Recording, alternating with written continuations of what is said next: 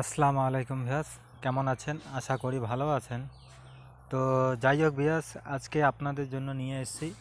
আমাকে অনেক ভাই অনেক অনেক রিকোয়েস্ট করেছে, অনেক ফোনও আমাকে করেছে যে গুরুজি একটি শক্তিশাল একটু নরসিংহের একটি শক্তিশাল বান মারার মন্ত্র দেন।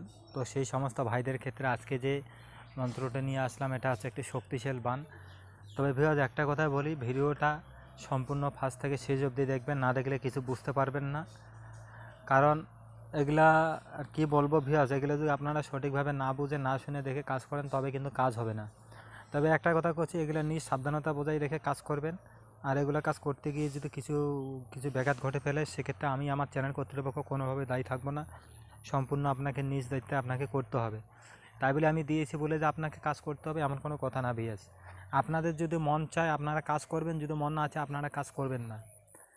একটা কথাই বলি, যে যারা তান্ত্রিক বা কবিরাজ ভাইরা আছেন তারা হয়তো বুঝতে পারবেন বা কীভাবে কী কাজটা করতে হবে সেরকমভাবে আপনারা করবেন। আর যারা আপনারা তান্ত্রিক বা কবিরাজ ভাই নন, তাদেরকে একটা কথাই আমি বলছি, আপনারা এগুলো করতে যাবেন না। আর আপনারা এগুলো করতে পারবেন যদি আপনারা গুরুর অনুমতি নিয়ে কাজটা করেন, তবে আপনারা এই কাজটা করতে পারেন। নাহলে আপনারা এগুলো করতে যাবেন না, কারণ এগুলো করতে গিয়ে অনেকে অনেক রকম সমস্যা পড়ে যাবেন। তা আমি চাই না যে ভিডিও দিয়ে অনেক কিছু সমস্যা পড়ে যান। তো যাই হোক, ভিডিওটা যদি ভালো লাগে লাইক করবেন, শেয়ার করবেন, আর যদি না ভালো লাগে তা কোনোটাই করবেন না।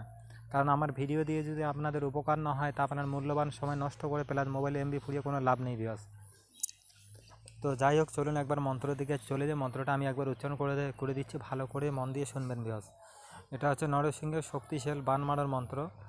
মন্ত্রটা ভালো করে শুনবেন। নরসিংহ নরসিংহ তুমি জাড়ুয়া পাঠায়, হে নরসিংহ হু নরসিংহ অমুককে ধর নিদয়া হইয়া, যা কালী হুং কালী শিপ দিল আজ্ঞা, নরসিংহের হুঙ্কারে অমুকের 18 মোকাম গেইল ফাটিয়া, দোহাই নরসিংহ 33 কোটি দেবতার মাথা খাইস।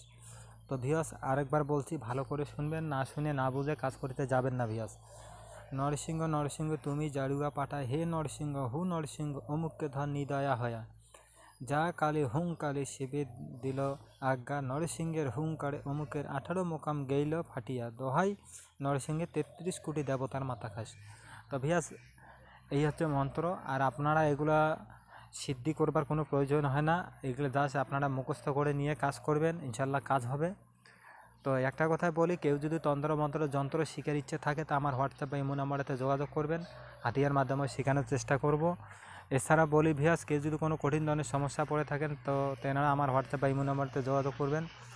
আর এছাড়াও বলি ভিয়াস, কেউ যদি বিভিন্ন ধরনের, আমার কাছে কেতাবও আছে, অনেক তান্ত্রিক অনেক কবিরাজ ভাইরা আছেন যে তারা কাজ করতে পারছেন না, তো তেনারাও আমার হোয়াটসঅ্যাপ বা ইমো নাম্বারতে যোগাযোগ করবেন।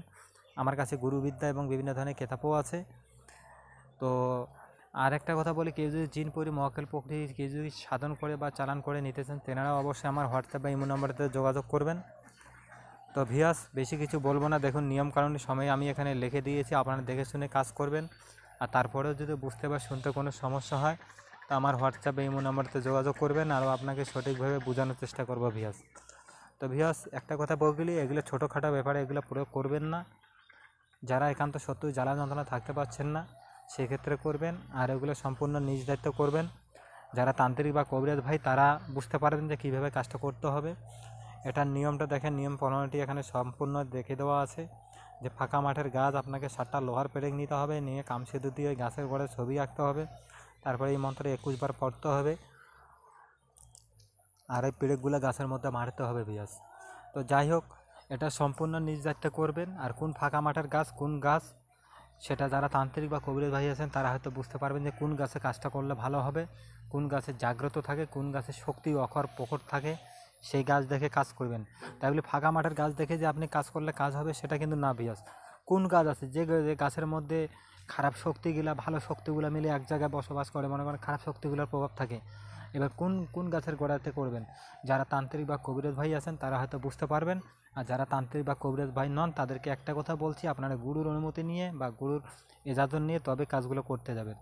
আবারও বলছি, এটা করতে গিয়ে যদি কিছু ব্যাঘাত ঘটে ফেলে সেক্ষেত্রে আমি আমার চ্যানেল কর্তৃপক্ষ কোনোভাবে দায়ী থাকবো না। আপনাদের যদি মন চায় আপনারা করবেন, যদি না চায় আমি যদি আপনাদের মন না চায় তা আপনারা করতে যাবেন না ভিয়াস। সেটা সম্পূর্ণ আপনাদের ব্যক্তিগত, আপনারা করবেন কি করবেন না, আর কী করে কাজটা করবেন, কী করে গাছ খুঁজে পাবেন, সেটা সম্পূর্ণ আপনাদের ব্যক্তিগত ব্যাপার।